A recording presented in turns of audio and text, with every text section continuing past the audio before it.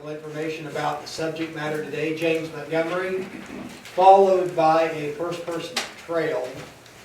And as soon as our speaker, Max Nehrbass, is finished, I'm going to break down the equipment, move everything out of the way, and then give the stage to our James Montgomery reenactor, Rich Ankerholz, here today. Does anyone have any announcement that they'd like to make before we begin? I'd just like to, and Dan doesn't want the attention, but I think it's nice to publicize what the Topeka Capital Journal is doing. They are writing a series of articles for the whole this year on Freedom's Frontier, the National Heritage Area, that consists of 29 counties in eastern Kansas and 12 counties in western Missouri. And Jan Biles is doing this, and she's been covering this Freedom in Action series, and so we really thank Jan for coming out and doing that. All right, very good. Thank you. And before I forget, I want to recognize ladies who bring the delicious snacks. That would be Charlene Winter, raise your hand, those firecrackers and the popcorn. Iona Spencer, is she here? If not, she brought her cookies. Very good. And of course, Vicki Leckner, who does a great job manning the snack area back there. And if you like the coffee, thank me, I think that. Somebody asked me that said they really like the coffee. Said, what kind of coffee do you use? I said, the cheapest I can find. The key to good coffee is the water that you use, bottled water. Very good. Well, it's my honor today to have Max Nehrbass here. And Max comes all the way from Labette County. Named for Pierre Labette, Frenchman. Max lives in Parsons. And I'm going to tell you a little bit about Max. Born and reared in Kansas. He's been a history lover as long as he can remember. And a Kansas Jayhawker fan even longer. And Max has lived his whole life in Labette County. Grew up regularly visiting his grandparents in Lawrence. Going to football and basketball games at the University of Kansas. Hearing stories about the rich history of both KU and the state of Kansas. And Max told me he grew up fascinated with the stories of John Brown, the Jayhawkers, Quantrell, and the burning of Lawrence, etc. History has always been his first love, and after many years of starts and stops, he completed his Bachelor of Science in Education with a major in History and Government for Pittsburgh State University in 2010. Max immediately went to work on his master's degree, researching and writing his thesis, the subject matter today, James Montgomery, and all the while working a night job at Parsons State Hospital and substituting teaching Labette County High School during the day. Max received his Master's of Arts in History from Pitt State. In 2012, received an award for excellence in scholarship from the Department of History, Philosophy, and Social Studies graduate school following the spring. Max is currently an adjunct instructor at Labette Community College in Parsons, where he has lived for the past 17 years, and he plans to marry and his lovely fiancée, Elisa. I pronounced that correctly? Very good. Elisa, raise your hand. She's here today with Max. And she's from Pittsburgh, and they're going to be married this July. Max has two children who he's extremely proud of. Gabriel, 19, is a sophomore majoring in ministry at Mid-American Nazarene in Olathe, and Lauren, 17, is a junior at Parsons High School. I'm going to step aside and hand it over to Max Nehrbass from Labette County.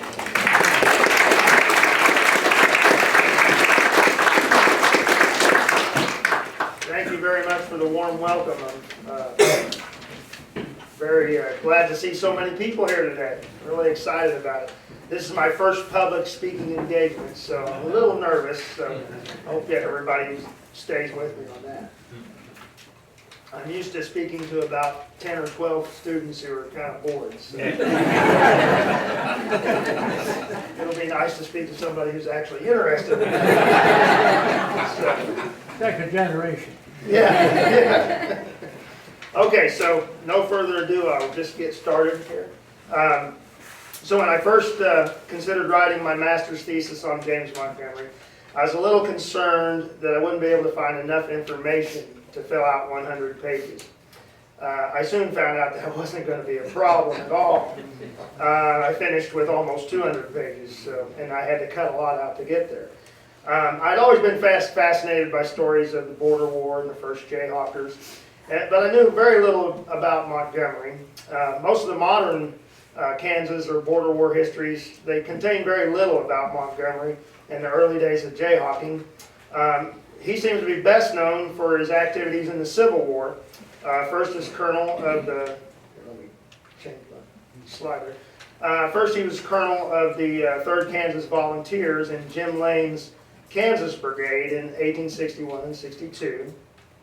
Then later he was colonel of the 2nd South Carolina Volunteers, Colored Volunteers, in 1863 and 64. Later they changed their unit name, but they were basically the same unit.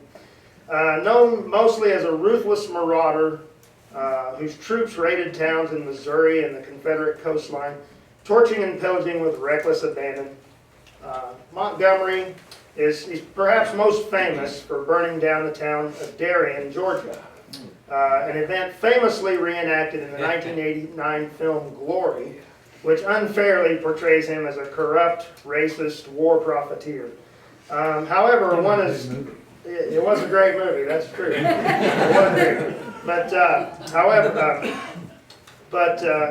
However, one has only to read the letters of Colonel Robert Gould Shaw, commander of the famous 54th Massachusetts, to see how wrong the movie is about Montgomery and about Colonel Shaw's opinion of Montgomery, for that matter. And Montgomery's most significant role in history, however, came before the Civil War during Bleeding Kansas. Okay. Montgomery's chief biographers are William P. Tomlinson, whose 1859 book, Kansas in 1858, details the events of that year, and J.N. Holloway, who's pictured here at the top. Holloway interviewed Montgomery for his History of Kansas in 1868, so his book is the closest thing we have to Montgomery's memoirs. Okay. Others include William Ansel Mitchell, whose Lynn County, Kansas, A History, is full of legends from the territorial days, and then A.T. Andreas, whose History of Kansas is a huge, voluminous work that you can find online at the kansascollection.com. The website is up there at the top. Probably can't see it very well. I probably should have put it on a handout for you, but it's easy enough to find if you go online. And you can look up the history of every county in Kansas. Of course, this book was originally written in 1883, but it's full of rich, all sorts of rich history about Kansas. Okay, these early historians gave Montgomery a place of prominence, treating him as a legendary, virtuous, heroic figure, the chief of the Jayhawkers, the hero of southern Kansas. But modern historians, who tend to be more skeptical, and especially of such romantic accounts as the older historians have, they concentrate more on John Brown, James Lane, and Charles Jennison. They more often present Montgomery as a secondary figure, one of John Brown's radical abolitionist fanatics, or Jim Lane's brutal minions, while Jennison is usually seen as the prototypical Jayhawker.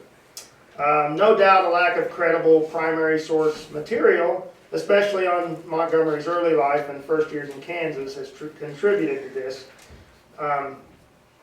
But just to give you a little perspective of the way Montgomery gets mistreated by historians. Maybe not mistreated isn't the right word for it, but he gets left out a lot of times.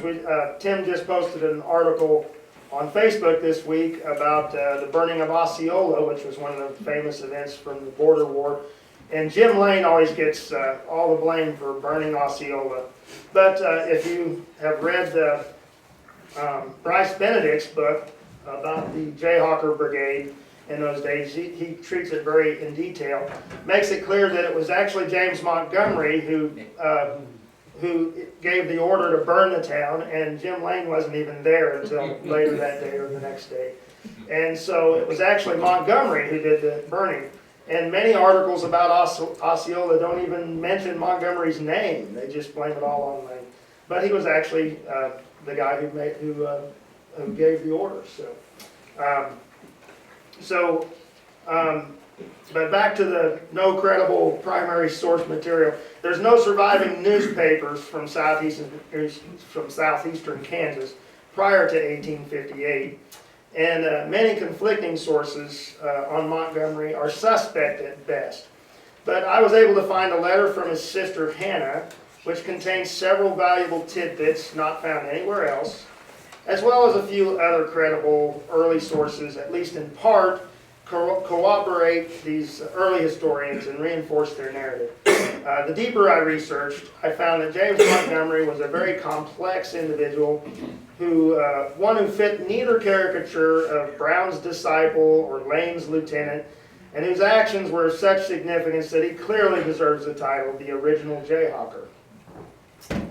Okay, Montgomery's early life in part explains his complex character.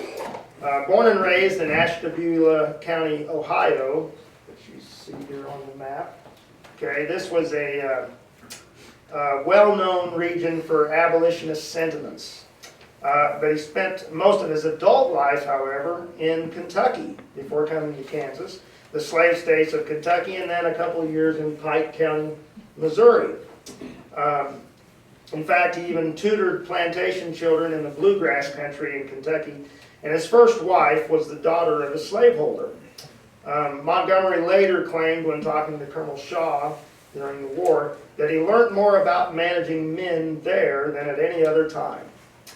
A school teacher and a part-time Campbellite preacher, Montgomery made his primary living as a carpenter and a small farmer. Finding it difficult to compete with slave labor, he became one of the first settlers of the new territory of Kansas.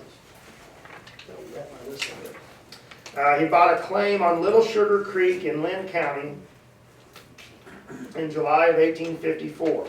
And then at the Sugar Mound Convention in 1855, he made it clear his desire that Kansas be a free state, thus earning him a place of vocal leadership among the free state settlers in the area. However, he erroneously threw his support for one James Fox, whose Free State Party affiliation would prove to be deceptive. Okay, in the summer of 1856, after the notorious territorial elections established a pro-slavery government, Montgomery faced harassment and persecution from officials in Lynn County, including James Fox, who commanded a militia regiment on a raid of Free State settlers in the Sugar Mound area that summer, during the height of the Kansas Civil War. Dispatched by his neighbors to Lecompton for help, Montgomery was told by the governor that Fox's men had been employed officially to levy contributions and that the inhabitants must submit. And what I have found to be the earliest recorded newspaper reference to Montgomery in Kansas, a Boston correspondent lists him as his informant on the Fox raid and claims that on this trip to Lecompton, Montgomery narrowly evaded enemy patrols on 2 occasions. Failing to enlist the governor's aid, he looked instead to a Free State guerrilla army of several companies, including John Brown's. While he did not actively participate in the Battle of Middle Creek, as some historians have claimed, Battle of Middle Creek, I haven't precisely located that, but I think that's approximately where it was. His scouting helped lead to the Free State victory. However, he was helpless to stop the large, well-organized August raid by G.W. Clark, who burned several houses down along Little Sugar Creek and drove out nearly all the Free State settlers in Lynn County. Returning to Lecompton in September for a second trip to see the governor, Montgomery was once again disappointed when the new governor, John W. Geary, who's pictured at the top, refused to send aid to the beleaguered settlement. Seething with anger, Montgomery determined to take matters into his own hands. Okay, now a little sidebar here. Lynn County legend has it that following the Clark raid, Montgomery built a celebrated edifice of Fort Montgomery atop the charred remains of his modest cabin. Complete with a trap door and escape tunnel, the fortress kept him safe from many an assassination attempt over the years, and was used to help ferry fugitive slaves to freedom. However, Montgomery never filed a damage claim for his house having burned down. And his sister Hannah, in the letter I found, wrote that though raiders took everything he had, they did not harm his family or burn his house down. In fact, several sources suggest that Fort Montgomery was an addition to his original cabin, one he did not construct until the fall of 1860. General William S. Harney's troops visited Fort Montgomery that December in 1860, attempting to apprehend the notorious outlaw, which by then he was. And he offered the following description. He called Montgomery a double house built of heavy logs, the roof of one projecting over like a blockhouse, the other of very heavy hewn logs, fitting close together, except at about the height of a man's shoulder, there is an opening of about 2 inches all the way around. Thus, the recreated blockhouse located in Mound City today, which is based on William Mitchell's book, which gives precise, measurements for how the fort was built. It may not be entirely accurate, according to Harney's description. Now, I have been to Montgomery's home site, and now this is a map from the Lynn County Plat Book of 1887, I think, or 1906, excuse me. And it shows where Fort Montgomery is located, and then also Fort Brown, which was actually Montgomery's mother-in-law's cabin, and John Brown lived with him for a short period in late 1858, and they reinforced the cabin and turned it into a fortress, and they later called it Fort Brown as well. So for decades after the Civil War, settlers would talk about Fort Brown and Fort Montgomery, and so here they are on a map from 1906. The buildings were still there. And here's Little Sugar Creek in Mound City. It's about 5 miles west of Mound City. Now yesterday, and this is the second time I'd been there, yesterday I went by again with Elisa, and we took some pictures. So here's a picture of James Montgomery's homestead as it is today. And that is the home of one Mr. Randall. I can't recall his first name now, but he's a lawyer in Mound City. And 3 years ago, I visited with his wife when I visited there, and very nice people. But as you can see, it's a very nice farm site. It's up on a hill in a nice farmland down to the creek. The tree line down below is Little Sugar Creek. And so, a very nice homestead. Okay, so moving on. Let's see, where was I? Okay. Now, similarly, along with Fort Montgomery, similarly, legendary stories have been told about Montgomery's first vengeful exploits against participants in the infamous Clark Raid, including a raid on one Briscoe Davis's home, which I put on the map there, approximately where he lived at, and then a particularly daring foray that I have deemed the first Jayhawker raid into Missouri. According to Holloway, who interviewed Montgomery, our hero recruits a band of 6 men and crosses the border into Bates County, seeking out a man named Burnett. Montgomery had lived briefly in Jackson and Bates counties before moving to Kansas, so he has knowledge of the area and its people, and his learned Kentucky accent serves him well in disguising his northern roots. He finds some well-known ruffians at a tavern, and in order to draw them out, he has his men pretend to be Indians. Failing in this, they take Burnett's house, capture 21 of his men, steal $250 and several good horses, release the prisoners, and return to Kansas victoriously. By the time A.T. Andreas wrote of this event in 1883, embellishments had begun to creep into the story. The crafty Montgomery was now pretending to be a sickly school teacher, seeking room and board from the Burnetts. They find him a job at a local schoolhouse, and over the next 2 weeks, Montgomery compiles a list of Clark's accomplices. Then he mysteriously disappears and returns later with his men. Neither version includes the name of the actual leader of the expedition, one James H. Holmes, who I couldn't find a picture of online anyway. Holmes had been one of John Brown's men at the Battle of Osawatomie and had probably met Montgomery around the time of the Battle of Middle Creek. Holmes, like Montgomery, had been refused aid by Governor Geary and was out to seek revenge and restitution on his own. He led a group of 6 men into Lynn County, guided by James Montgomery. In a well-documented October 23rd raid, they robbed the home of Judge Briscoe Davis, who had led a posse in the Clark raid, near Paris in Lynn County. Davis was absent, but they captured a large cache of arms and ammunition, along with Sheriff Johnny Brown, who was another one of the raiders in the Clark raid. And he was there dining with several women. While they secured their plunder, Sheriff Brown managed to escape and get help from a detachment of dragoons who were escorting Governor Geary, who was touring the area at the same time. Now, before sunrise, the raiders fled with all of Davis's horses, but his sister, Mrs. Cornett, reported in detail on the event, and she reported that they had vowed to burn the house and kill all the inhabitants, and then before they proceeded to steal everything of value. The man Cornett describes as Holmes' second in command matches James Montgomery's description.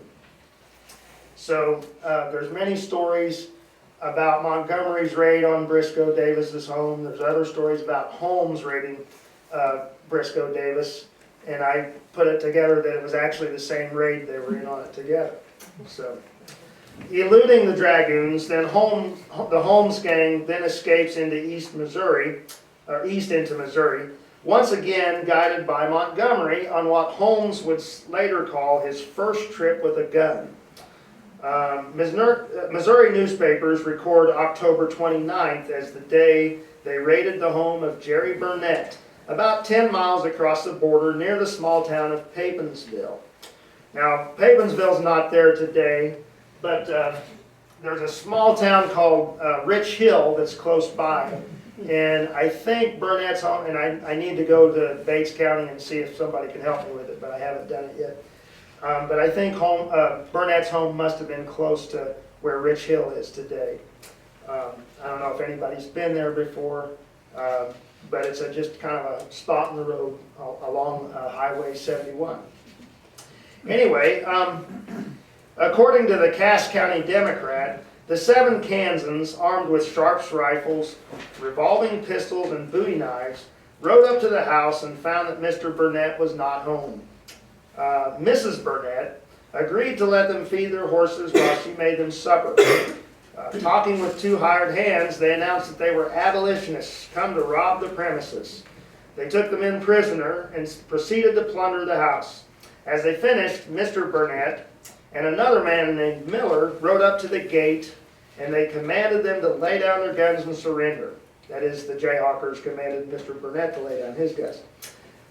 Intent on exacting revenge for Burnett's participation in the Kansas raids, they took both men prisoner, and then, according to the St. Louis Democrat, they destroyed the Missourians' guns and furniture, stole $300 to $500 worth of cash, some wearing clothes, and left with several of Burnett's horses. So not too far from what the Holloway's version of the raid. The account in the Osceola Independent claimed that they even took the children's clothes, ripped open the beds, scattered the feathers, and took the ticks. Before they rode off, they warned Burnett that if he followed them, they would kill him. But Burnett did get a posse together and chased the Holmes gang about 20 miles, where they re-entered Kansas near Fort Scott and caused a lot of anxiety among its citizens. Two of the gang, one named Partridge, were captured and hanged later in November. Authorities later arrested Holmes on November 25th, but he escaped soon after that and ceased his criminal activity, becoming one of the first settlers in Emporia the next spring. Okay. The Burnett Raid was the first time in Kansas that the Free State partisans had invaded Missouri. In effect, the first Jayhawker expedition. According to Holloway, after the raid, Montgomery returned to Lynn County and sought refuge with Judge Cannon. Fearing reprisals, Cannon criticized his actions and refused to provide the gang with food. Others shared this apprehension. At the time, even radical abolition journalist Richard J. Hinton felt retaliatory raids into Missouri were not generally beneficial to our cause. However, another correspondent hailed the adventure as bold and fearless, and as the best way to stop incursions from Missouri. Writing about the raid in the New York Tribune, he warned prophetically, "If the outrages of Missourians continue, who can tell that this will be the last raid?"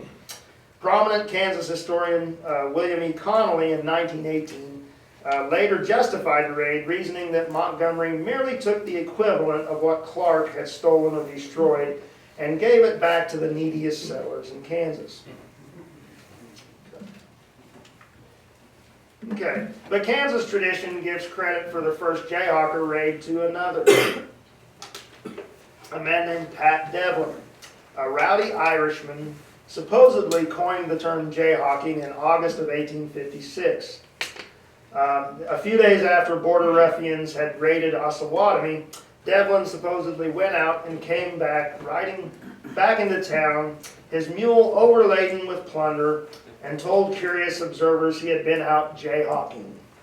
Devlin explained that this method of foraging off the enemy reminded him of an Irish bird, the jayhawk, which takes delight in worrying its prey before devouring it. From this little incident, James Hanway, the abolitionist, this is not a picture of Devlin, that's James Hanway, an abolitionist who had conspired with both John Brown and James Montgomery, he says, "From this little incident has sprung forth the familiar term of jayhawker, a term which was adopted to designate the practice which existed for many years along the border between Free State and pro-slavery parties, of foraging one from another." Comparing it with the term marauder, Hanway claims that jayhawking had become a common enough phrase after the Civil War that it deserved an entry in Webster's dictionary. Why should not Kansas be the originator of a new term to designate a peculiar phase of our early history, he asks. So Hanway boldly uses the story to claim a Kansas origination, which Devlin, who was killed in Colorado City in 1860, could not confirm. The earliest available version of this story appeared in 1872, a full 16 years after the event, in the inaugural issue of the Kansas Magazine. Though now accepted by many historians, one historian, William Elsley Connolly, considered a fictional concoction, never worth any serious consideration. So this Devlin myth, which is what I'm calling it, grew more popular as historian D.H. Wilder and A.T. Andreas and Leverett Spring, they each repeated it in their books. And then both the Lynn County and the Bourbon County historians, Mitchell and Robley, in the later 1800s, they offered variations on this story, each claiming the event occurred in their respective counties, not in Osawatomie, but in Mound City or in Fort Scott. Even if the story is taken at face value, Pat Devlin's history is inextricably connected with that of James Montgomery. The earliest record of Devlin in Kansas that I've been able to find is an affidavit that he signed as a witness to an 1865 robbery of an Osawatomie man. This robbery was committed by James H. Holmes. So there's a little connection there. Then the next reference I found of Devlin was a paid subscription to the Lawrence Herald of Freedom, dating from August 1857, about a year later. And this was to an address in Sugar Mound, Kansas, or Mound City. So by 1858, Devlin is noted by several sources as one of Montgomery's right-hand men in his guerrilla parties. So Devlin is closely related with Montgomery in these Jayhawker wars. Okay. Now, in fact, all available evidence indicates that the term Jayhawker was not coined in Kansas at all. Its earliest recorded use comes from a group of 49ers traveling through Death Valley on their way to the California Gold Rush. The earliest sources for its use in Kansas indicate that it was a derogatory term given by Missourians to Montgomery's band of guerrillas. Perhaps no source is more definitive than an 1860 letter from Montgomery himself, in which he explains that Jayhawkers were active fighting abolitionists, and that the term was applied by our enemies and is supposed to represent the suddenness with which we have been wont to attack them. Montgomery's biographer, Holloway, explains that his intricate intelligence network included spies in Fort Scott and in Missouri's secret lodges. This facilitated preemptive strikes and counterstrikes whose sudden nature resembled a hawk pouncing on a jaybird. Insecure and even superstitious about Montgomery's unearthly aids, pro-slavery Missourians thus used Jayhawker as a pejorative term. Hanway himself concedes this point in the same article in which he tells of the Devlin myth. He explains that as the name of the Jayhawkers was a term of reproach, this was given to them by the Law and Order Party, which was the same thing as the pro-slavery faction in Lecompton. A Leavenworth newspaper article from 1861 further explains that it was emphatically a system of worrying. Missourians say there's a variety of hawk which does not at once sweep on its prey, but like a cat, torments it a while. This is known as the Jayhawk. The similarity of proceedings caused it to be applied to the guerrillas of southern Kansas. So not Pat Devlin, but the Missourians.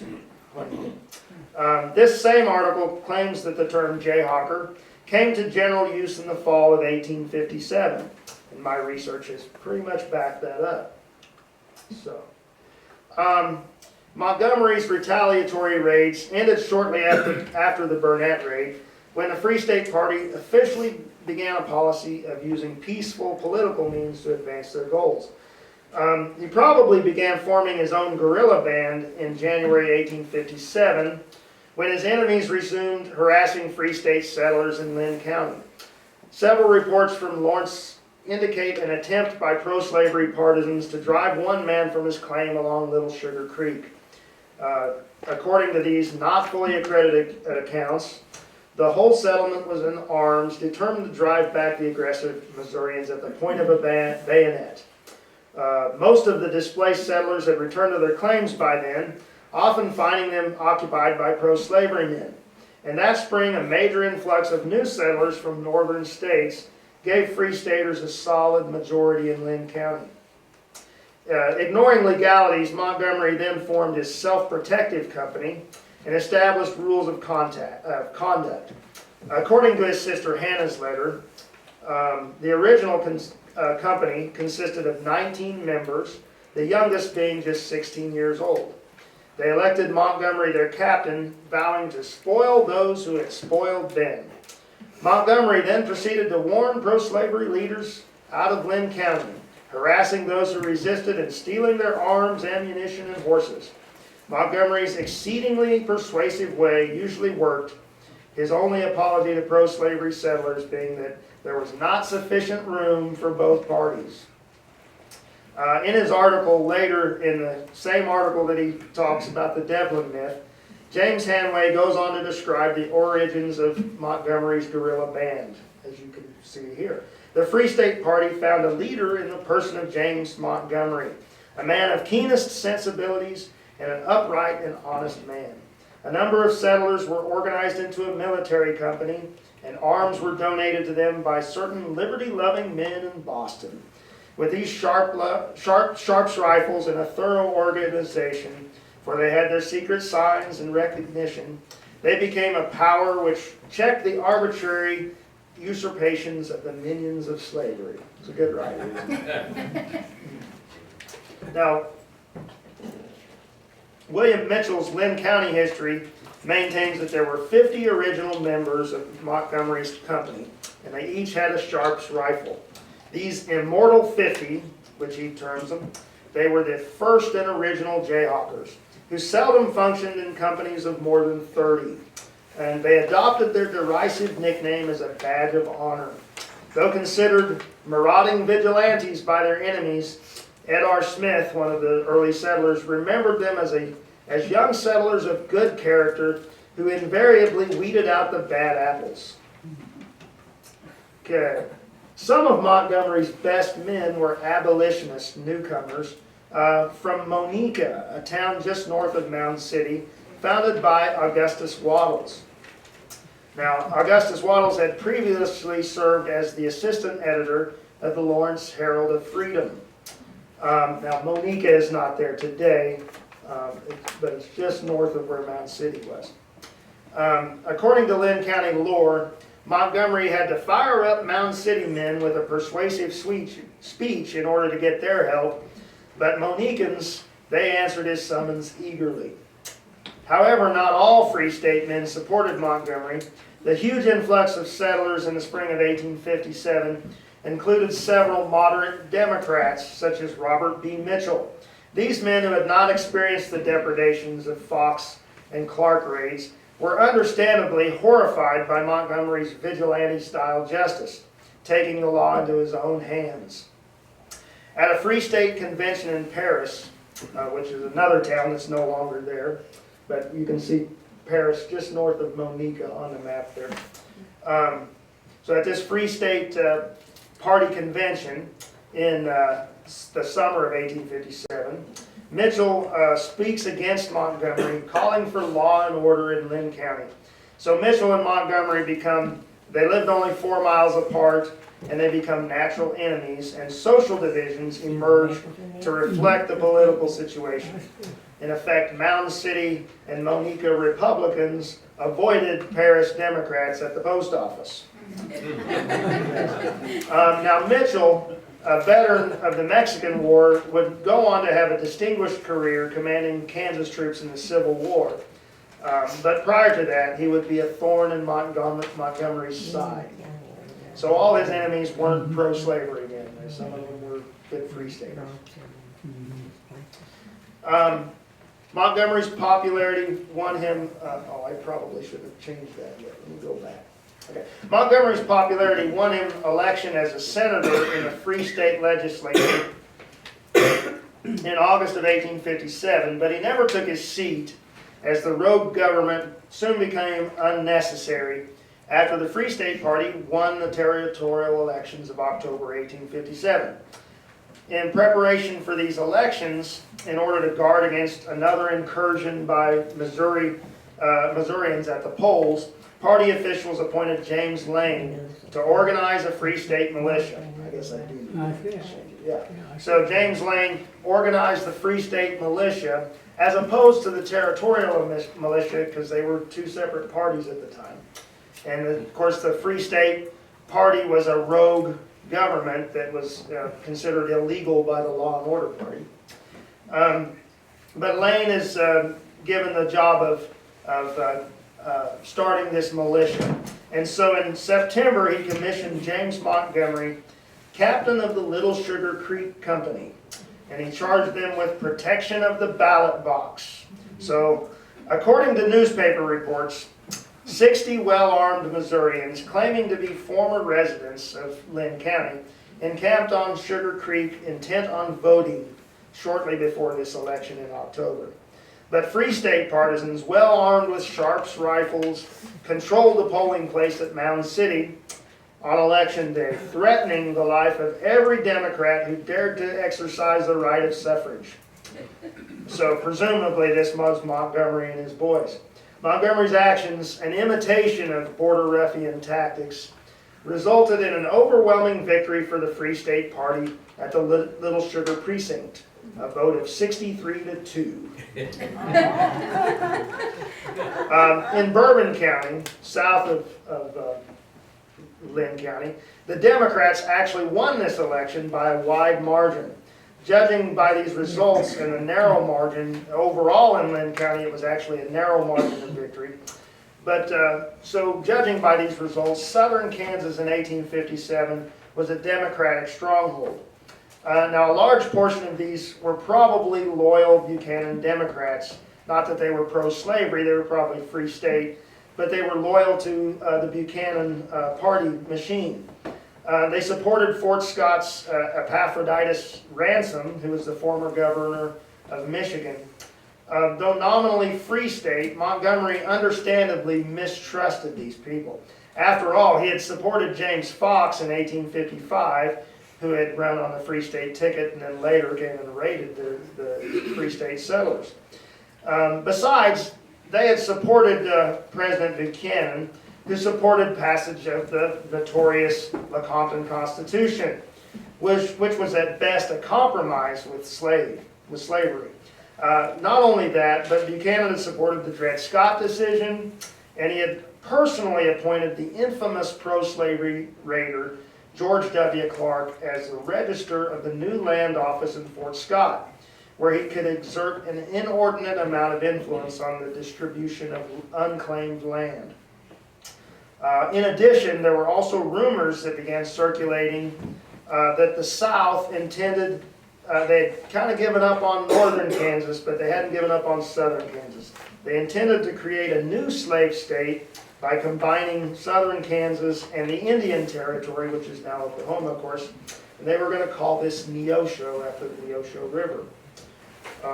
In the light of such opposition, Montgomery's militancy towards moderate free state Democrats was not only understandable, but maybe perhaps even integral in securing that portion of Kansas for freedom. Okay, so now I'm ready for this slide, I guess. A scant 2 weeks after these October elections in 1857, the U.S. District Court at Fort Scott commenced a new term at the land office with Judge Joseph Williams and Deputy Marshal J.H. Little presiding. Little's father, Blake, had been a member of the Lecompton Constitution, the convention. Other pro-slavery partisans like W.B. Brockett, who I understand you met last week, and Dr. George Hamilton, they had sought sanctuary with Clark at Fort Scott. So all the pro-slavery people who had been at Lecompton or Lawrence or wherever, they had all congregated at Fort Scott. And they gained an unfettered chance to intimidate neutrals, including the weak-minded Judge Williams. In 23 claims cases that November 1857, Judge Williams always ruled against the Free State settlers, who were often arrested on flimsy charges and held on excessive bail. Free State settlers responded by establishing their own squatter court at the fortified home of Captain Oliver P. Bain. And on the map you can see approximately where Fort Bain was, just west of today, where Fulton, Kansas is today. Elisa and I drove through there yesterday. There's no historical markers or anything, but we drove right past where it would have been. Fort Bain sat where the military road, which is not there today, of course, crossed the Little Osage River, not far from present-day Fulton. Montgomery and his men served as deputies for this vigilante judicial system. Fort Scott residents began to recognize Montgomery as a Free State leader at this time. And an 1861 magazine article claims the term jayhawking stemmed from Montgomery's method of punishment used as the court's enforcer. Judge Williams reported to Washington that Montgomery had 100 men, and at least some of them carried Sharps rifles and revolvers, and they arrested one pro-slavery settler, a man named Southwood, from his home and delivered him to the squatter court on December 12th. Then Deputy Marshal Little marched on Fort Bain with a strong posse, He was met by Montgomery with 50 men who came out in military order, and after a short parley, Little withdrew without serving his arrest warrants. But he ordered that the court disband and planned on coming back later. So he returned 4 days later, and this led to the Battle of Fort Bain, which was a brief shootout in which a few men were wounded on each side. Both sides withdrew, thus ending the Squatter Court War. It is interesting to note that though Free State sources only briefly mention Montgomery in reference to the Squatter Court War, sources in Fort Scott viewed him as the leader of the group, and they were clearly intimidated by him. However, the Fort Scott Democrat at this time refers to Montgomery and Bain's men not as Jayhawkers, but as the Osages. Okay, now I guess I'm getting ahead of myself still. Okay, so on December 21st, General Lane disbanded his militia. He had come down to Sugar Mound in preparation for this Squatter Court War, which turned out to be nothing. But he retained 30 men of Montgomery and Bain's companies in the field for defensive purposes. That midnight, however, Lane gathered nearly 200 men in a schoolhouse at Mound City. According to August Bondy, an Austrian Jewish immigrant who had joined the militia, that night Lane enrolled all those present as the first members of the Kansas Jayhawkers. With his characteristic fiery rhetoric, Lane exhorted them to adopt the name Jayhawker as their own. As the Irish Jayhawk, with a shrill cry, announces his presence to his victims, so must you notify the pro-slavery hellhounds to clear out, or vengeance will overtake them. Jayhawks, remember, vengeance is mine, saith the Lord, but we are his agents. So originated the name, claimed Bondy half a century later, afterwards applied indiscriminately to all Kansas troops. So Jim Lane was most likely instrumental in inspiring the Free State militia of Lynn and Bourbon counties to adopt the term Jayhawker, originally intended as a derogatory reference by the pro-slavery forces, as a badge of honor. Now, Charles Leonhardt, a Prussian abolitionist immigrant who served as one of Lane's aides, corroborates Bondy's account, remembering almost every man near and far were sworn into this second order of the Danites. The Danites, named after a Mormon vigilante group, were a militant secret society begun months earlier in Lawrence, committed to making Kansas a free state and eradicating the bogus laws. According to Leonhardt, the Danites later became known as Jayhawkers. For this information, I rely on the excellent research of Todd Mildfeld, author of The Secret Danites, Kansas' first Jayhawkers. And we're honored to have Todd in the room with us today. So if I say anything maybe a little inaccurate, Todd can probably straighten me out. But this book is based on Leonhardt's memoirs. Okay, so Lane may have called the Jayhawkers to resort to violence, but as was often the case, he failed to back up his strong talk with assertive action. So compelled to act independently, Leonhardt recalled that in early 1858, all the thinking members seceded from the Grand Lodge of the Danites in Lawrence, and weary of being bogged down by Lane's politically motivated equivocation, they set up their own network based in Lynn and Johnson counties, with Montgomery, John E. Preacher Stewart, another famous Jayhawker, and Leonhardt changed their secret grips, their signs, and their passwords. Then Montgomery took overall command and changed their name to Defenders of Home and Emancipators of Slaves. Justifying his determination to rid Fort Scott of pro-slavery men, he proclaimed that the obnoxious weeds had become fully ripe and that the wheat must be separated from the chaff. Leonhardt concluded that around this time, the rougher elements of this order became notorious as Jayhawkers. Okay, now it was in this year, 1858, that James Montgomery first became a nationally known figure And by the end of the year, the term jayhawking was reverberating in newspaper print all over the country.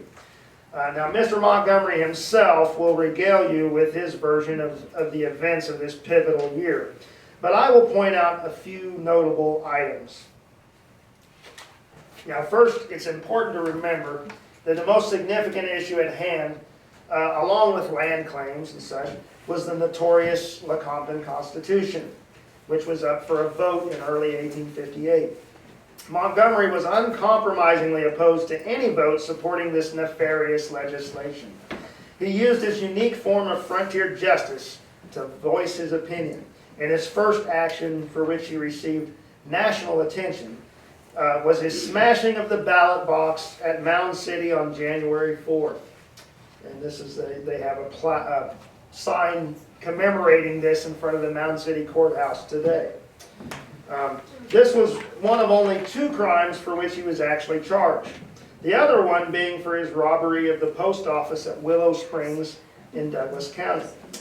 Now, the victim at Willow Springs, who was one William S. Wells, had actually been a member of the Lecompton Convention and was accused by many of later participating in the Maradazine massacre. So some newspaper articles I found claim that Wells was a Free State man, but other articles I found showed otherwise. Now, probably the most notable event in 1858, however, for which Montgomery's reputation was firmly established, was the Battle of Yellow Paint Creek on April 21st. It was on this occasion that Montgomery and a small band of 7 men lured a detachment of 20 U.S. Dragoons, led by Captain George Anderson, who had a future Confederate officer in the Civil War. They led this group into a brief firefight in which 1 trooper was killed. This was the only time in Bleeding, Kansas that Free State men would fire on actual U.S. troops. And many in the Northern Abolitionist press, they lauded Montgomery for this. But more significantly, for the sake of my study, it is from this event that we find the earliest printed use of the term Jayhawker in Kansas. Settler David Cobb of Mapleton wrote his brother just 4 days later describing the action. He saw the troops just before the collision. I happened on this wise Captain M of the Jayhawkers, as they are called, who are a self-constituted company of Free State regulars. Some 17 passed up the creek from Marmaton last Wednesday morning, ordering all the pro-slaveryites to leave the country immediately on point of death. Also taking from them their horses, arms. The pro-slaveryites dispatched a messenger to the fort for a company of troops to take them. So the marshal, who was Marshal Little, who had already fought with Montgomery at the squatter court, ordered out Captain Anderson with 20 regulars. The troops sent for, he goes on in the letter and describes the whole thing. And then after the troops sustained some casualties, they send for reinforcements, and the Jayhawkers left. Such are the facts of the Battle of the Yellow Paint. Now, Mr. Montgomery himself is going to give you an account of this here shortly, so I won't go through all the details. But this is the earliest primary source in Kansas that uses the term Jayhawkers and refers directly to Captain James Montgomery and his band of guerrillas. Thus, I'm still reinforcing my thesis that Montgomery was the original Jayhawker. So, okay, and then now after this, Charles Hamilton's cold-blooded execution of 11 Free State settlers, 6 of which survived, in May of 1858, which is today known as the Maradazine Massacre. After this, the violence in southeast Kansas escalated, and many blamed Montgomery directly for it. The Leavenworth Times called he and his men bandits, robbers and ruffians of the worst character, practicing their rascalities under the pretense of defending the Free State cause. Accusing them of acting with ruthless savageness, they pay no heed to politics but rob whoever has money, goods, or horses. But others gave Montgomery unquestioned support. One of his neighbors in Lynn County explained to the Lawrence Republican that Captain Montgomery was called upon by the Free State man of Bourbon County and Lynn County to aid them in defense of their lives and property. He went, and a policy of defense was agreed upon. Every man whose name was given as one who would sustain the Blue Lodge and the pro-slavery Lecompton government by fraud, violence, and murder was warned to leave the territory. Those who did not were visited again and their houses searched and arms, ammunition, and horses taken. Only those who had been formerly active in robbing his neighbors were ordered off. Others went through fear, but they were not told to go. No pro-slavery man's house has been burned, or his crop molested, or his property wantonly injured. Now, the Herald of Freedom noted it came in between somewhere, and they said that they noted that Montgomery's men had honorable intentions, but they argued that the weight of honest indignation cannot be turned too powerfully upon Montgomery, who must share in the odium attached to these trading post murders. Okay.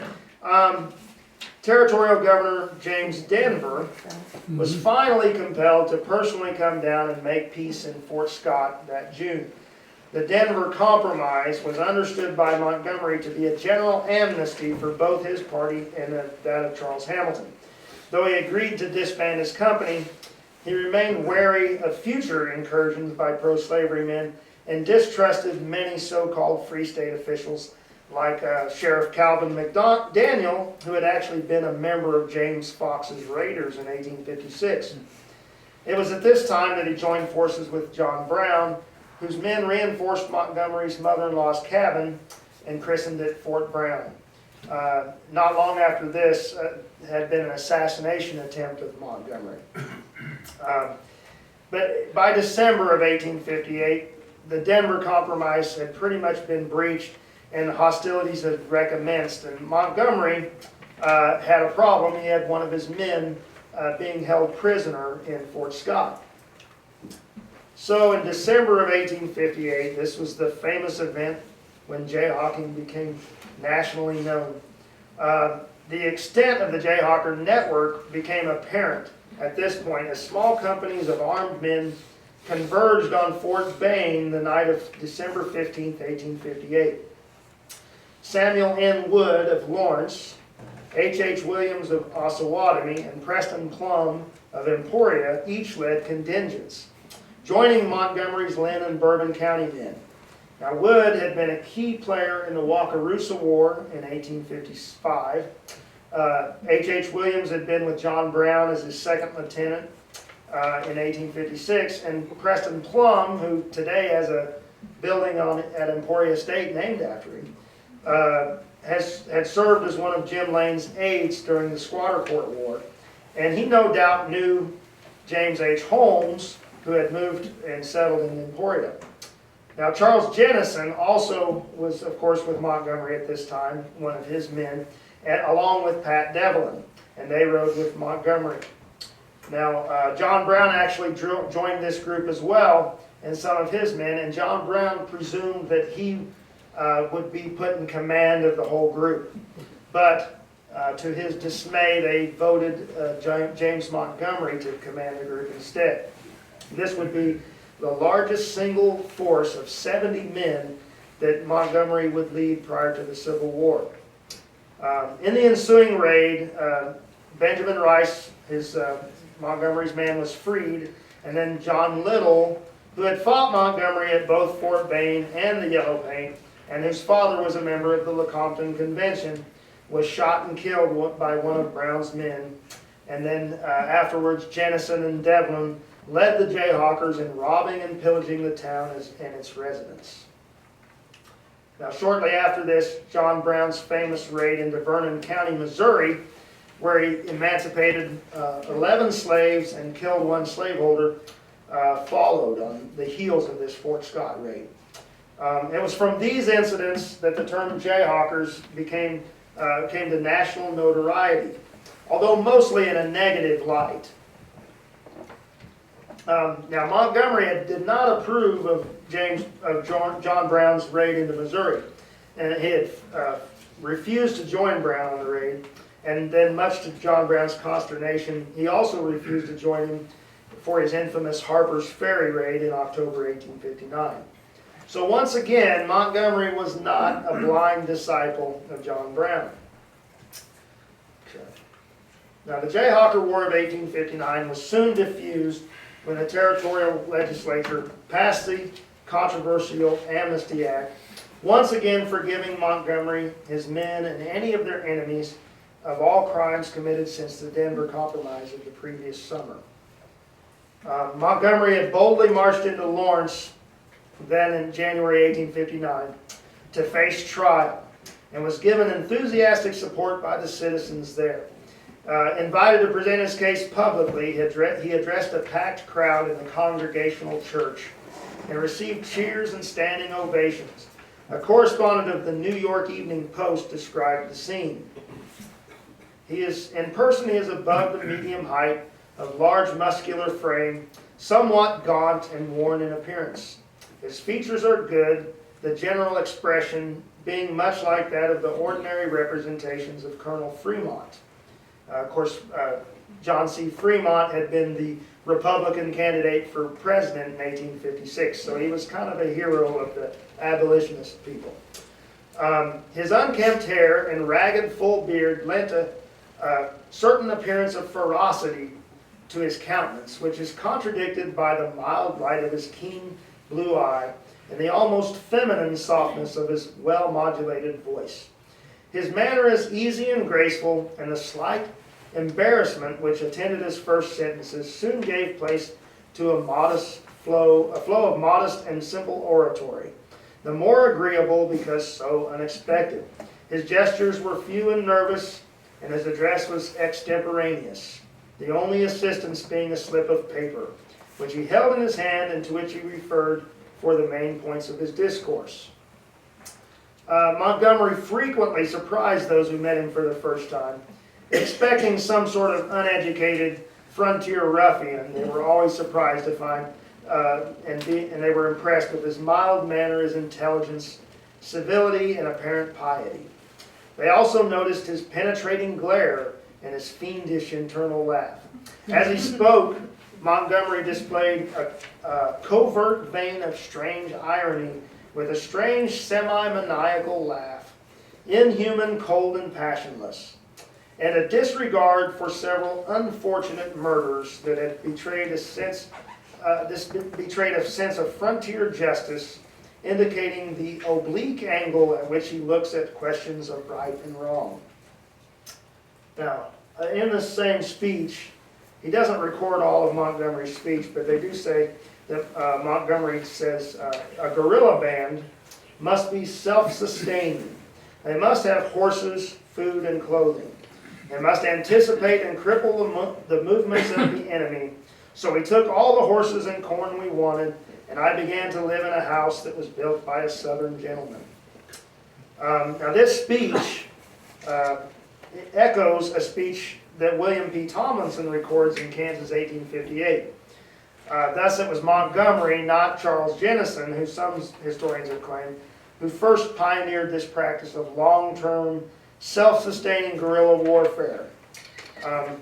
Having first learned this from John Brown, he expanded the tactics and used them for several years. Brown later quips that Montgomery understands my system of warfare exactly, but allowing his men to plunder as payment for their services. Montgomery arbitrarily acted as judge and jury, unilaterally determining the difference between necessary appropriation and petty theft.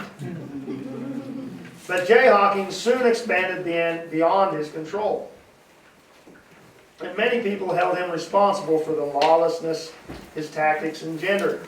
But still, early accounts agree that Montgomery himself never indulged in plunder for personal gain, but used it to provision his army and aid free state settlers in need. In effect, they make him out to be kind of a Robin Hood of southern Kansas. In fact, There is a newspaper article I find that does, in fact, compare him to Robin Hood. So, despite the numerous testimonies to his excellent character, let's move on. Despite the numerous testimonies to his excellent character, it's impossible to overlook Montgomery's arrogant self-righteousness, his vigilante style, assuming the singular role of judge and jury, and executing the will of God as he saw fit. Many of his contemporaries observed that Montgomery displayed a great deal of hypocrisy, condemning others for essentially duplicating his own tactics and quoting only those scriptures that upheld his actions.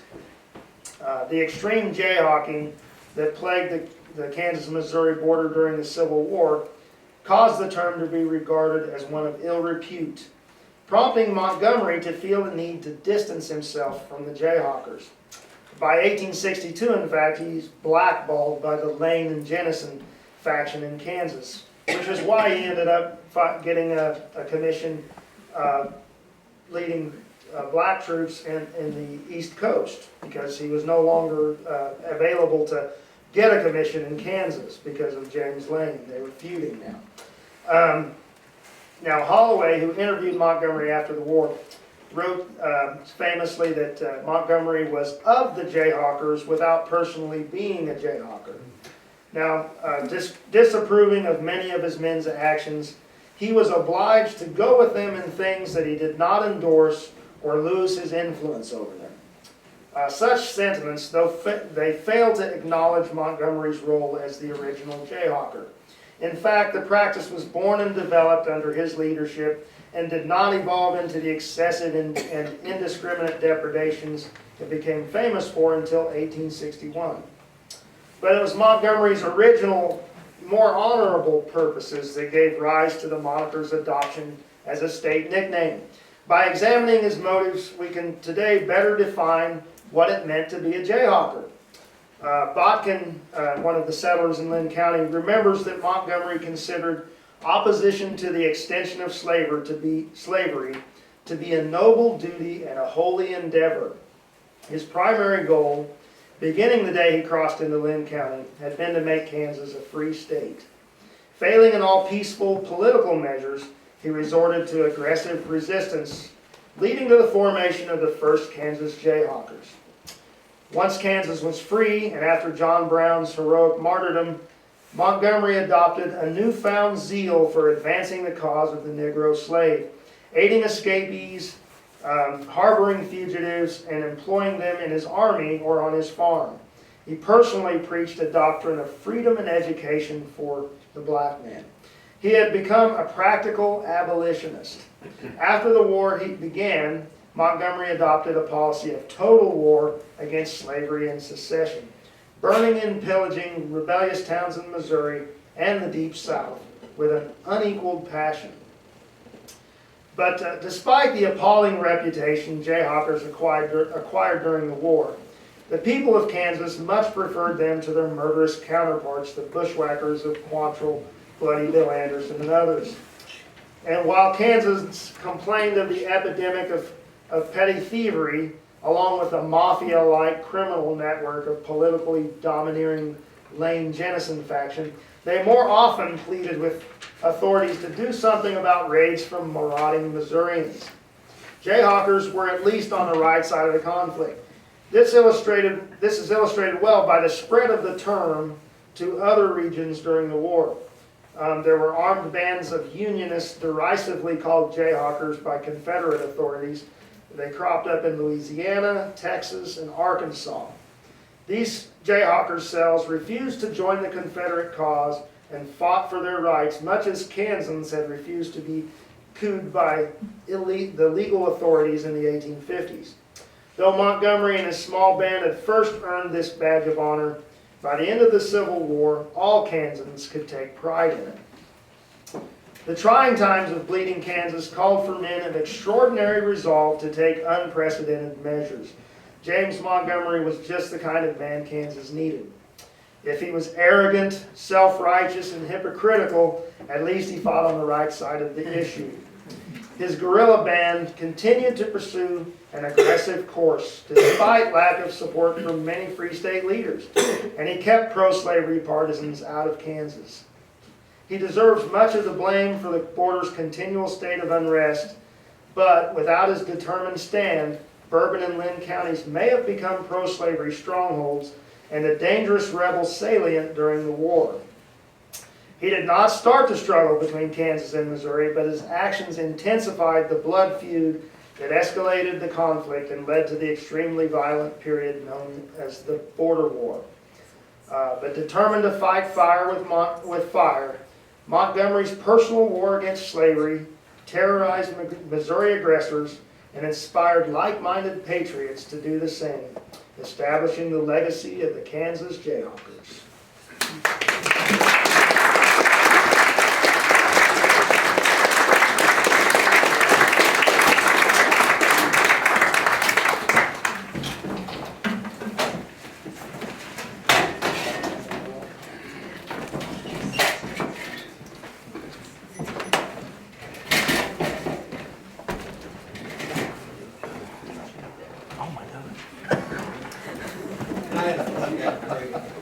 Sure, yeah.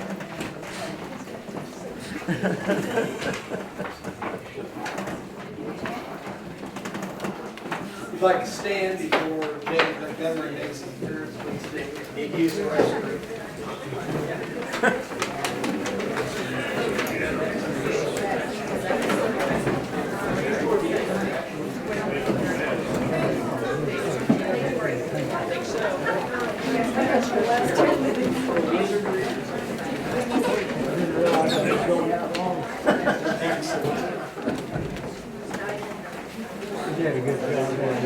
Oh, thank you.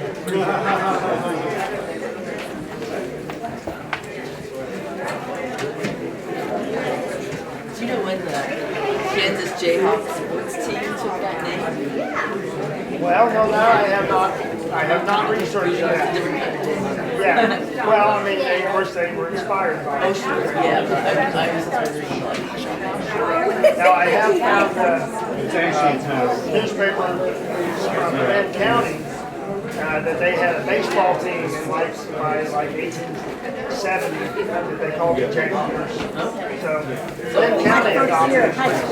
oh, Lynn County, it wasn't KU, it was Lynn County. Lynn All County. right, ladies and Today they have gentlemen, high school. just heard about the famous original Jayhawker, James Montgomery, and pleased to announce that he is in Lecompton today, which does not bode well for this building. You got Jim Lane here today. James Montgomery, I'm sure, they would like nothing better than to cut this building, the torch to it. But regardless, ladies and gentlemen, please welcome James Montgomery.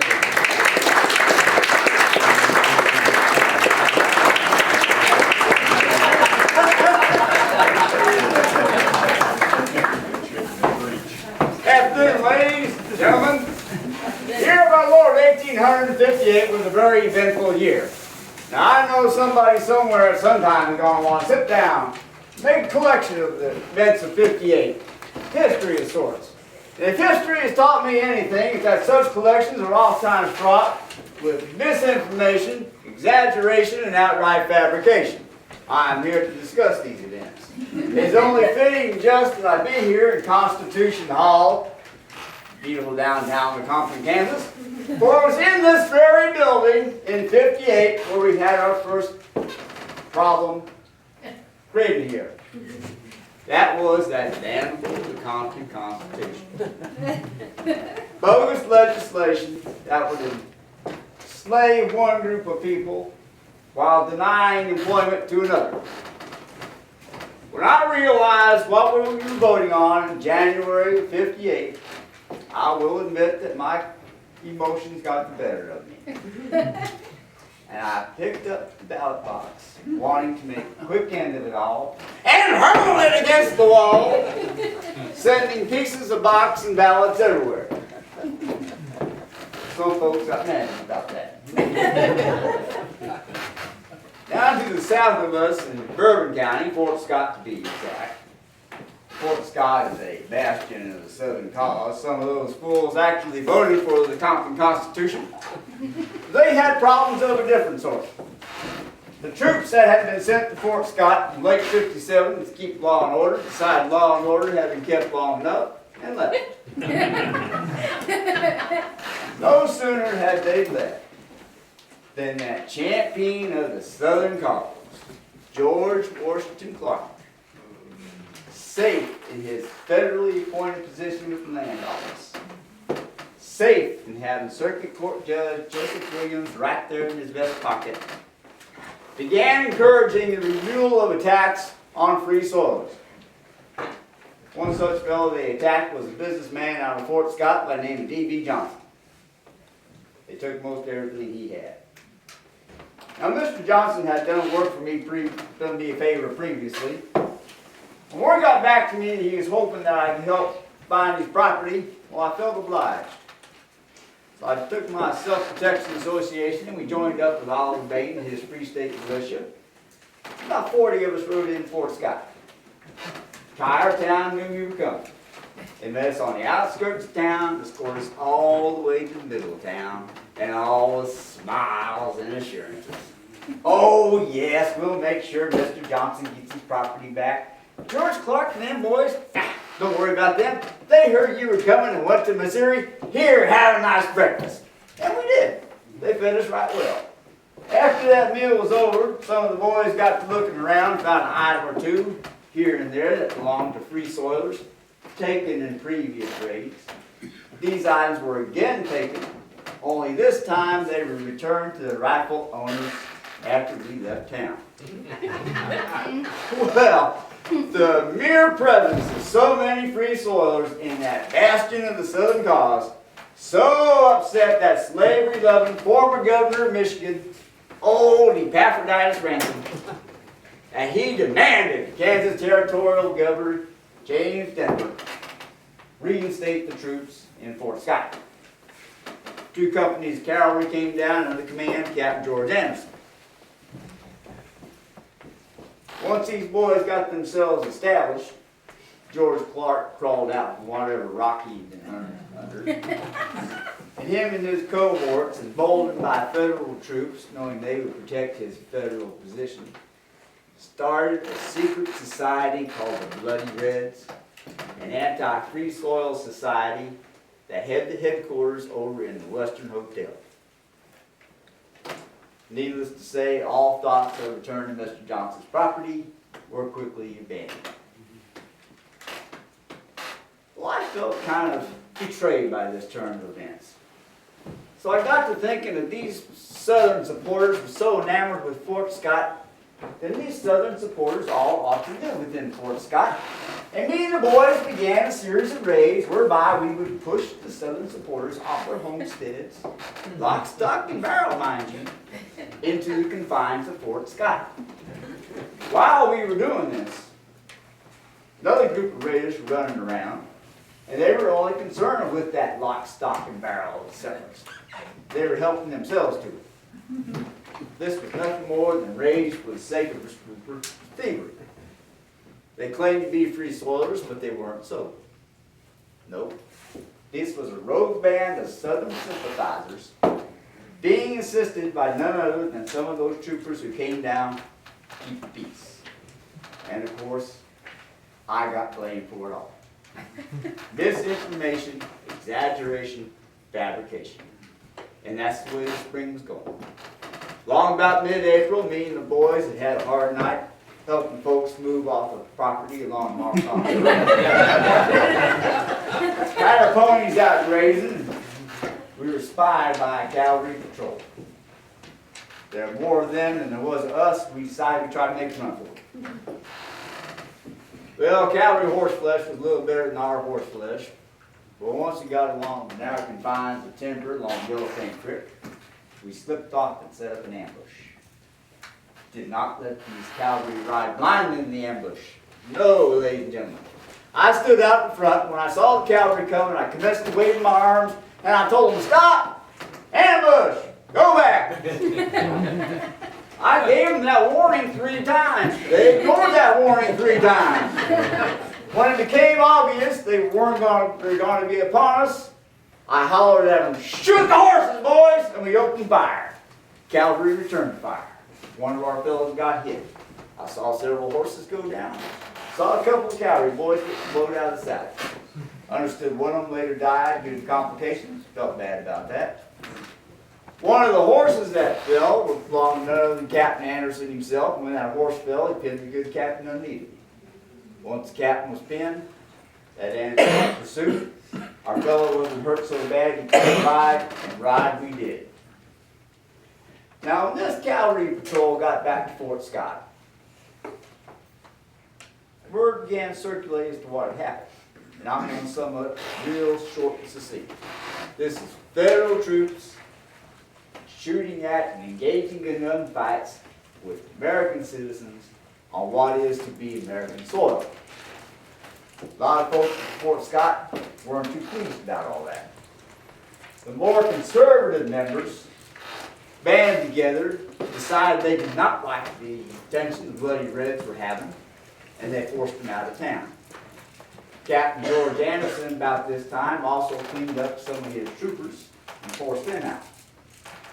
They left town, but they did not leave the area.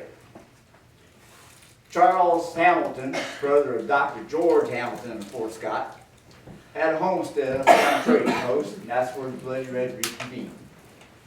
One of the first orders of business when they reconvened was to set up a death list. That's some kind of southern thing. You put your name on a death list, it's supposed to scare you. Well, I heard my name was on a death list, so I wanted to have a look.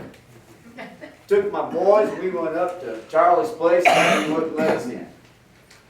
Charlie was not a very good host. Charlie also had more of a fortress than he did a homestead. I realized it was going to take more than mere revolvers to gain this entry. So I pulled the boys back, sent a rider up to Lawrence to talk to Jim Lane, see if he wouldn't bring down cannon. Meantime, the rest of us went over to the trading post. Went to the store over there and rolled out these 2 large casks of whiskey. Rolled them onto the military road, picked up an axe and smashed them and baptized that road in the Devil's Brew. The thinking of this was that if they were denied the Devil's Brew, these rowdies might not be quite so rowdy. That seems to go hand in hand. And drugs. Yeah. While we were doing this, the fellow rode in. He says the marshal's coming with his posse. He's being joined by a cavalry patrol, and you boys just sit here and wait. I said, "No, sir. We're going to get out of here." And we did. We left the area.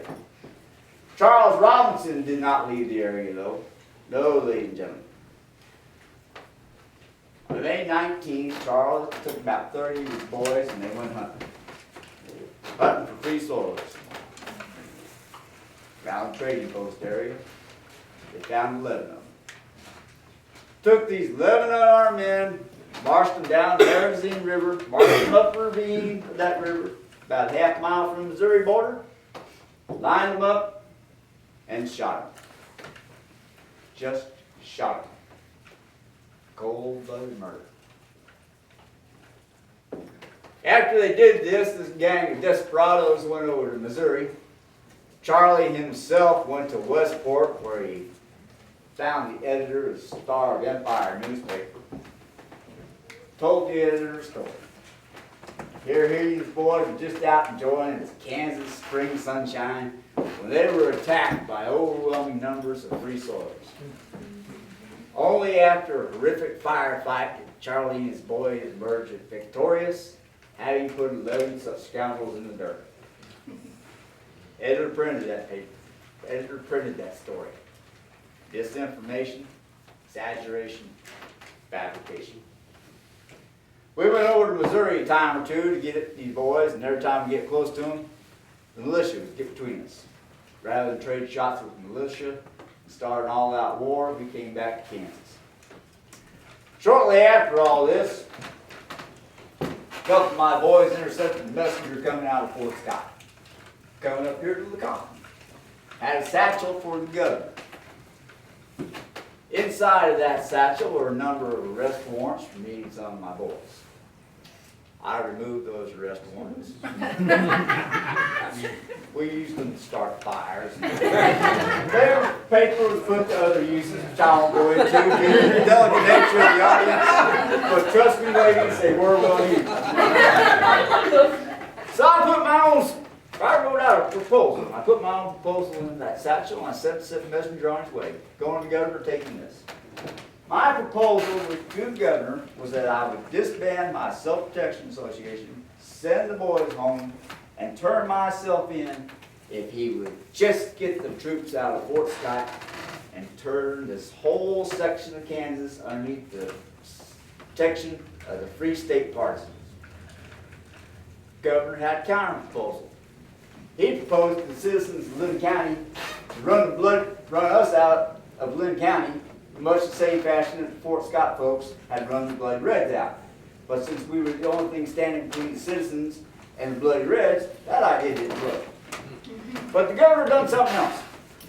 We got a hold of Samuel Walker, U.S. Deputy Marshal Samuel Walker. For those of you unfamiliar with Sam Walker, he was one of the defenders of Lawrence during the Walker-Russa War. Kind of tells you which way his politics were flipping. Gave Walker command. He said, go down to Bourbon County, take your posse, and you find and arrest this damn James Montgomery. Our paths crossed in Bradenville. We were having a citizen meeting. Walker and his posse came along. They came over to find out why this group of people was standing around, what's going on. A couple of my boys pointed Walker out to me, so I went over to him to find out what was going on. Well, I've come down here to arrest James Montgomery, he says. But I don't know what he looks like.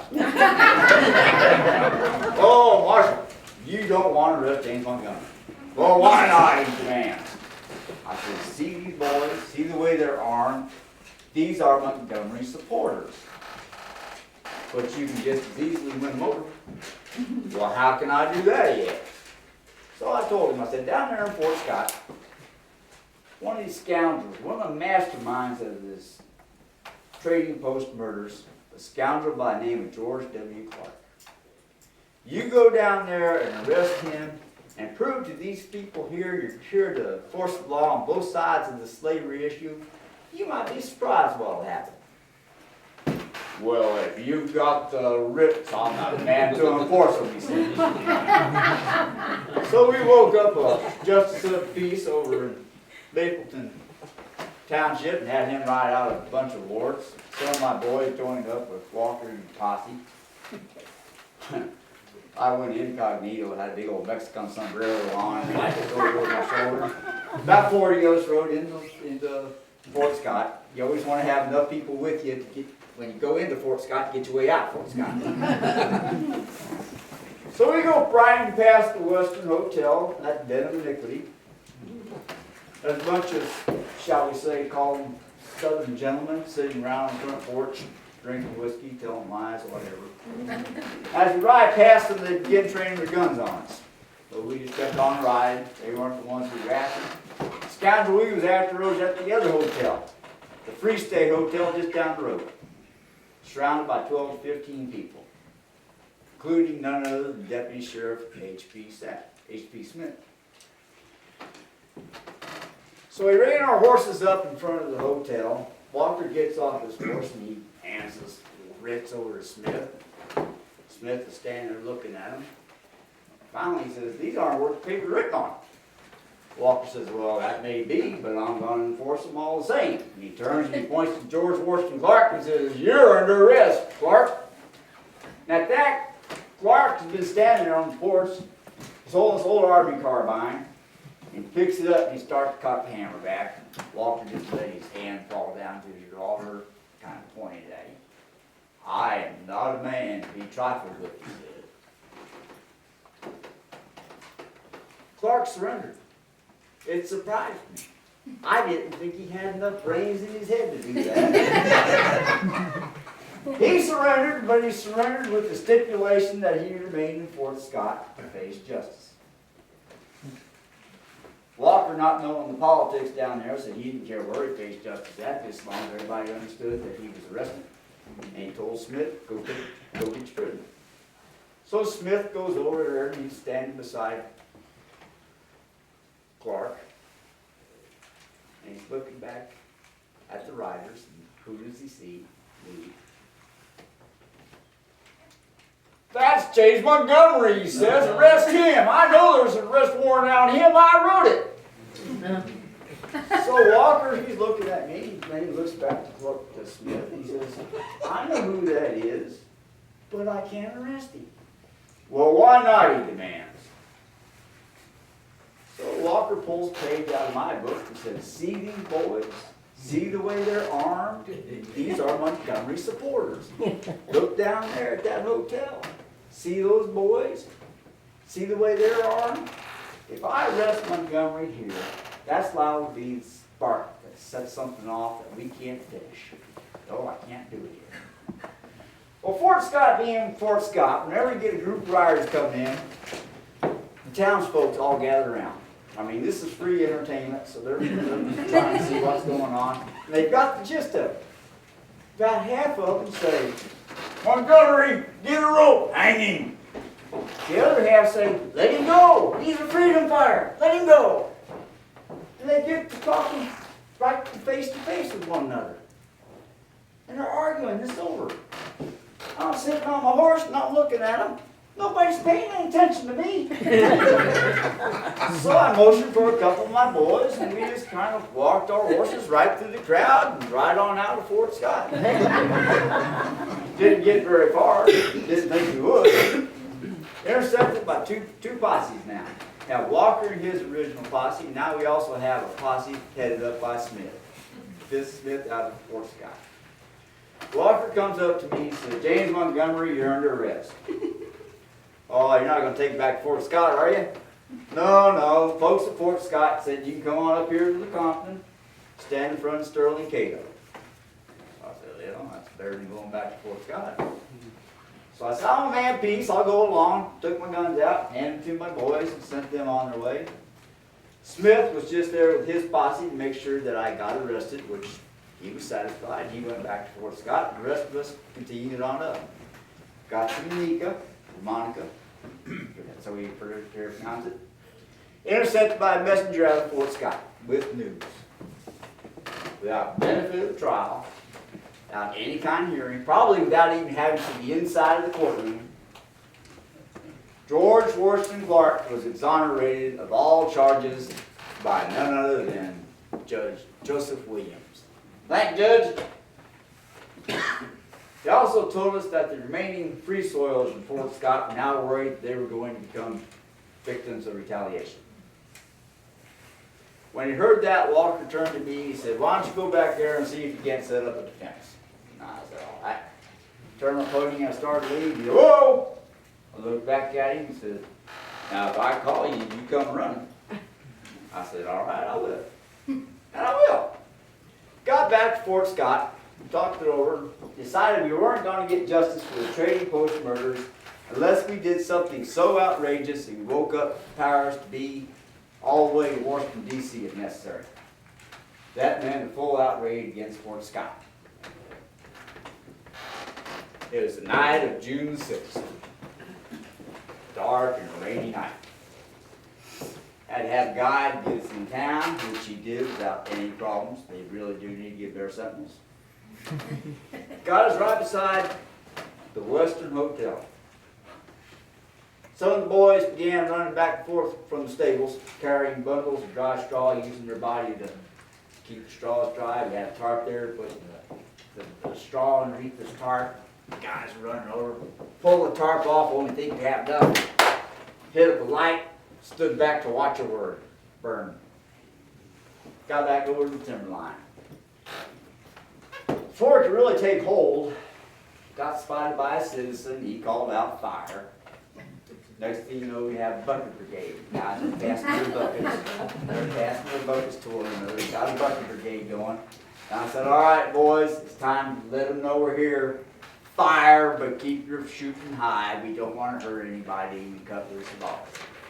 At the sound of the volley, the guys in the bucket brigade began ducking shots, which was kind of funny. You'd have a gun 12, 13, 15 foot tall get hit. But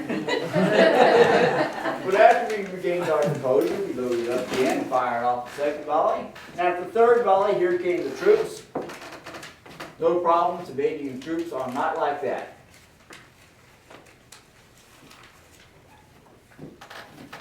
But our ploy worked. The editor of the Fort Scott Democrat came out with a story that sounded like Genghis Khan and bloody barbarians invaded town. Disinformation, exaggeration, fabrication. Governor Denver accused me of arson. He accused me of attempted murder. He accused me of everything he could think of to shut the mouth of the federal officer there in Fort Scott. His initials just happened to be GWC. But Denver realized that he had to come down. It was up to him to come down to a position of authority, find a common bond for peace. So he did. He left the Compton, went through Lawrence, picked up Charles Robinson, picked up Judge John C. Wright. Now there's a name for a judge for you, C. Wright. And they also brought with them a non-biased group of journalists. And as they came down south, they would ask citizens questions. Why are you trying to plow your field while you're holding your rifle? Isn't that kind of hard?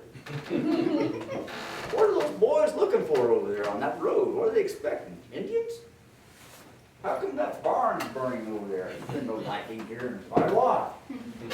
They asked questions and they got answers. They got honest answers. By the time that Judge Wright had got to Fort Scott, had got through Lynn County, he realized he had a entirely different opinion of James Montgomery. And he let it be known he wanted to see James Montgomery. So I went to him.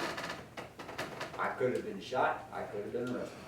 Instead, I was invited up in the governor's carriage, driving. Had a long ride and talked. That night at Raysville, at dinner, the governor laid out his 5-point proposal for peace. Remove the troops out of Fort Scott. Replace all county officials, regardless of politics. Set up a militia along the Missouri border to keep Missouri influence in Missouri. Suspend all writs, warrants, and litigations. And finally, the Self-Protection Association need to go home. And I told him, I said, Judge, you do that, you got my word, we will do exactly that. Did not come here to fight, you came here to start flies. Judge continued, Governor continued on down to Fort Scott. From what I've been told, half the town fled scene, the other half not so quite so sure. Eventually, he got together the townsfolk, they had their meeting. He laid out his proposal. Robinson got up and gave a peace speech. John C. Wright tried to give up and give a speech, but in the process of getting up and giving his speech, he was intercepted by old Epaphroditus Ransom. He's got his stick out, stirring the fires, ashes of slavery, trying to build back up the flame. Kind of made John C. Wright mad. He told Epaphroditus, shut up and sit down. Epaphroditus wasn't going to take that standing up, so he told him, shut up and sit down. These two old codgers began arguing with one another. Pretty near came fisticuffs from what I've been told. About that time, the governor became a hero and stepped between them and told them both, shut up and sit down. We're going to do things fairly around here. People of Fort Scott bought into it. Said, all right, going to have that kind of attitude, we'll give her a try. And we had peace. I went down to Fort Scott on the 4th of July to celebrate Freedom Day. The good women of the town were so kind as to present me with this fine suit of golden eagle clothes. True. You ladies like to talk about accessorizing? All right. editor of the paper talked about me getting this suit of clothes, said he'd like to see James Montgomery in a new suit of a different stripe. So I had to add my own accessories. But we had peace. July passed, and then August. August 2nd. The Compton Constitution, born here in this very building, died. It gave it up. Huzzah. Huzzah! Yes, sir. And we still have peace. Peace and amnesty. We had peace and amnesty from the end of June all the way to the end of September, when Governor Denver did what Kansas Territorial Governor seemed prone to do. He resigned his position. The last official act was to disband the militia he himself had established, and then he left. First day of the fall session of court, they pulled out the peace treaty and they tore it up right in court. And we went back to the way it was. The raids began, the lies began, the assassination attempts began, and I got blamed for it all. I was even blamed for the assassination attempt against my life at the end of October, an attempt that saw 2 bullets strike the bed where my wife lay with our youngest child. That's all Montgomery's doing. He's just trying to stir up trouble. Disinformation, exaggeration, fabrication. November, they arrested the fellow by the name of Benjamin Rice. Ben had ridden with me. I hung a charge of thievery on him. Arrested him and put him in Fort Scott. Gone and serving justice there. Free soiler cannot get justice in Fort Scott.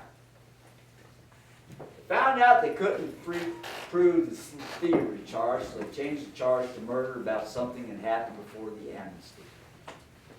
What? We're going to pick and choose now the trade post murders, that's all forgiven by the amnesty, but we're going to pick and choose the rest? That's not Kansas, ladies and gentlemen. No, Kansas needs to be fair. Can't have certain rules for certain people. Kansas needs to be, everybody needs to be equal. Took a while to do it, but I finally got enough guys together where we could go to Fort Scott and get a fellow back, including among the riders was Charles Jensen and his boys. On the night of December 15th, we met at a homestead along Marcom. Now, John Brown happened to be in Kansas at this time. He stayed a while in Canada, so Kansas he didn't have it here. John Brown found out we were going to raid Fort Scott. John Brown wanted to join. He not only wanted to join the raid, he wanted to lead the raid. And his idea of leading the raid would be to leave Fort Scott a pile of charred stones and smoldering ash. And I said, no, John, You can do something like that and ride off. That's not why we're here. We're here to build our new lives here. These people are going to be our friends and our neighbors.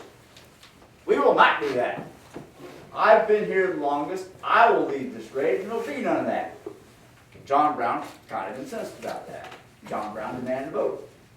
John Brown was backed by his supporters, but fortunately, there were at least 3 or 4 times many guys that did not want to see that happen. So I was elected to lead the raid. And when John Brown found out he couldn't lead the raid, John Brown left. Next morning, December 16th, about 70 strong, had with us a small camp. Outskirts of town, I divided us up into 3 groups. My group went to the Free State Hotel, went to the 3rd story of the Free State Hotel, found Ben Rice, and freed him.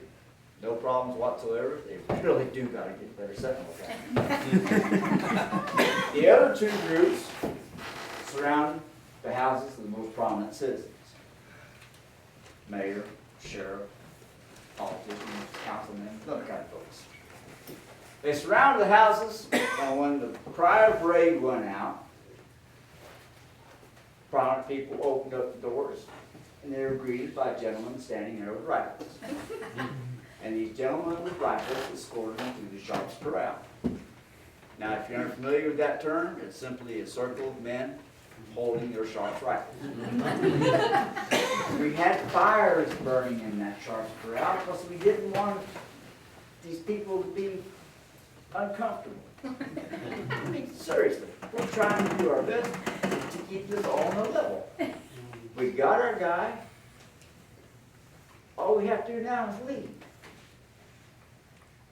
But former Deputy Sheriff John Little decided to be a hero. He was in his daddy's store. I believe what happened was he probably was asleep, heard the cry of raid, staggered out of bed, opened up the door, had his gun, fired at the first thing he saw move, and then shut the door. Committed two mistakes. First, he gave away his position. Second, he put buckshot a couple of Charles Jennison's boys. Well, now we're all standing around looking at the store, and we see a white rag come up to the window. He's going like this. Captain Whipple shoots right at the center of that white rag, and he put a shot right in John Little's forehead. John fell back inside dead. Remaining folks in the store let it be known they were going to make a defense of this. They sent out the women and children. And I said, no, we're not going to get into a prolonged shooting war. I ordered the cannon brought up, aimed at the front door. Before we got finished loading it, door opened, here came that white rag. This time it's the flag of surrender. Now, when that door opened, Charles Jennison and his boys went to that store like a bear going to a honey pot. This is a good time to address this. People say that I'm the Jayhawker. And everybody knows that Jayhawking is not a very pleasant term. It's a term of thievery. I have not stolen one thing to better my life or the life of my children, my friends, anybody. I do not condone thievery for the sake of thievery. No, ladies and gentlemen. In this instance, I thought it was payback. It was Charles Jennison and his boys got hit. Let them have the contents of the store. I did not let them blow the safe like they talked about, nor did I let them rob the bank.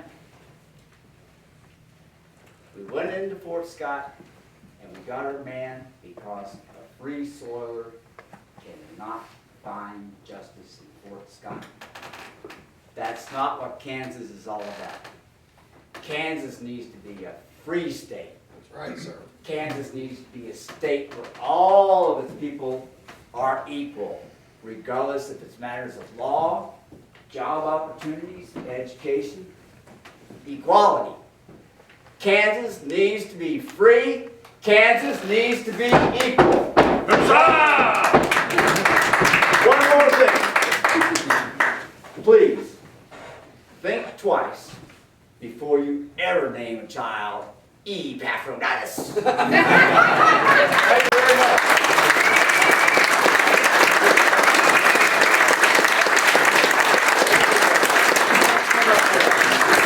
Rich, thank you very much. Ladies and gentlemen, Rich Ankerholz from Oskaloosa, Kansas.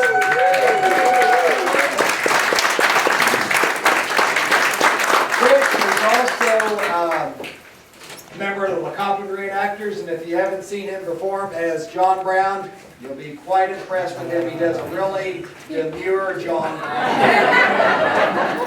And Max, thank you. Excellent biography. Mr. Montgomery.